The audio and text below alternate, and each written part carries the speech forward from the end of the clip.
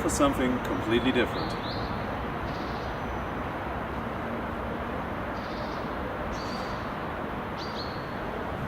It's Traumschmiedes Flying Painters.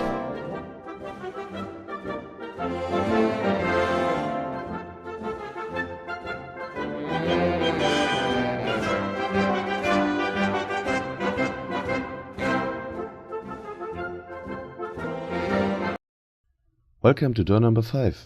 Something for gamers today. No airbrush and it's not time consuming. We'll paint an arid wasteland base. We start with sand and PVA glue. Half of the base will be dried cracked up earth, the other one sand and gravel. I put a model on it first to check where things like the Dread Terminator will be, as it wouldn't glue well to the strong texture of the sand. Here I will add the footprint later by scraping away the sand again, but it's easier to take a pencil and draw the outlines, then spraying the glue there.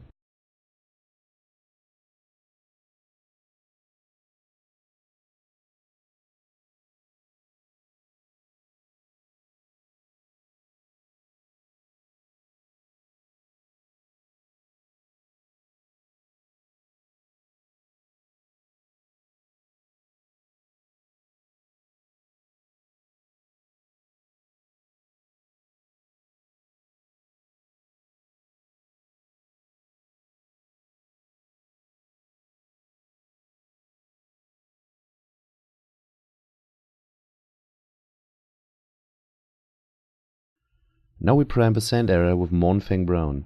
If you used black primer before, the result will be much darker, but I prefer this version.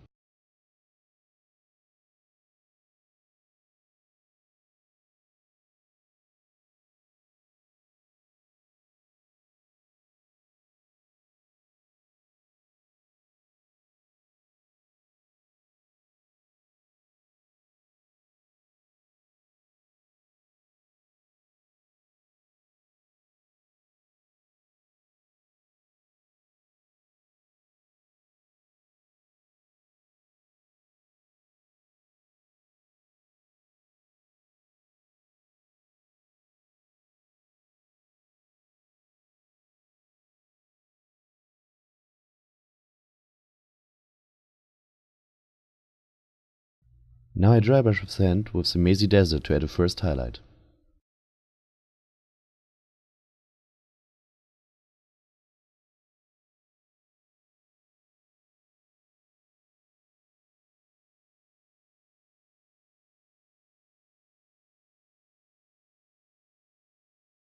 It really helps to turn your base while dry brushing, so every side is color and we don't see a direction in the end.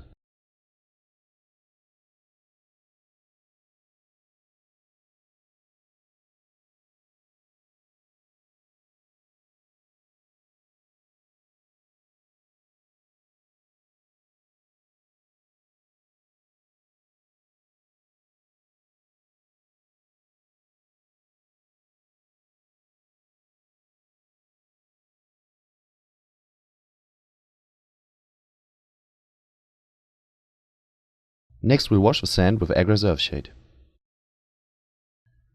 Be sure this is completely dry before you continue.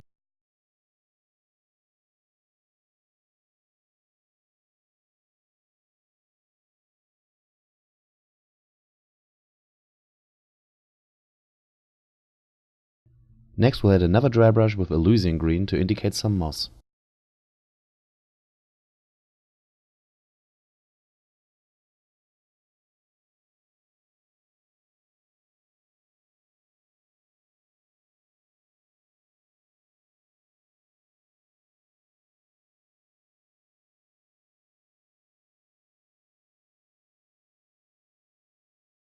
And a dry brush with Screaming Skull will add highlights to our gravel.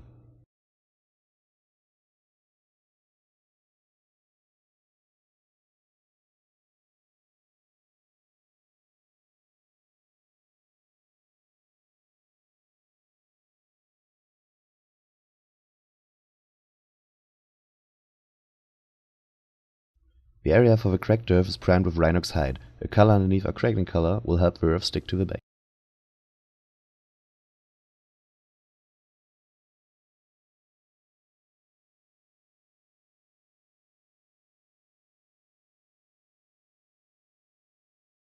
When we use aggro and earth, a citadel technical paint that cracks open when drying, you have to apply it really thick if you're aiming for a real dried out effect with big chunks of earth. This needs some time to dry. I put mine over a radiator and it worked just fine.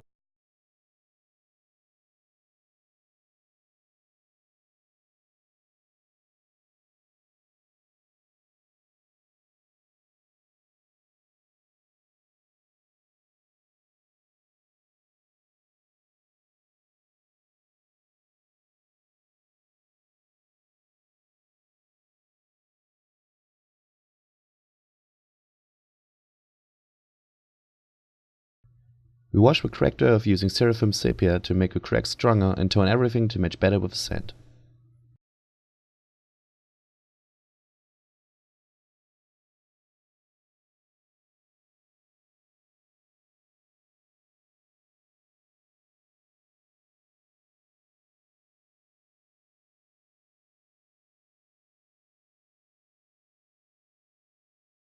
The cracked earth will have a dry brush with a Shapti bone, and the whole base gets a last dry brush with one of Citadel's dry paints, Tyrant's Skull.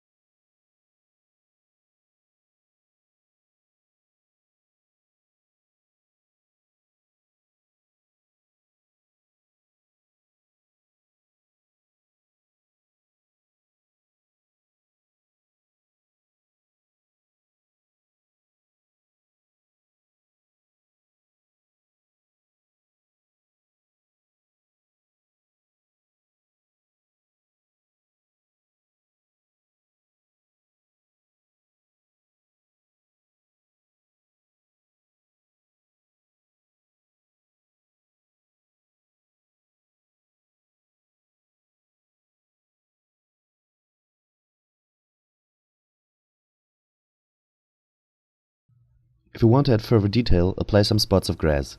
I use the small dots, normally Mini Nature, but as I was in the store, I used Moortime Tuft and Midland grass. They come with adhesive on them, but that's usually not very strong, so I place them to check how they work together, then glue them in place with superglue. It's important to check that they are not in areas where your miniatures will stand.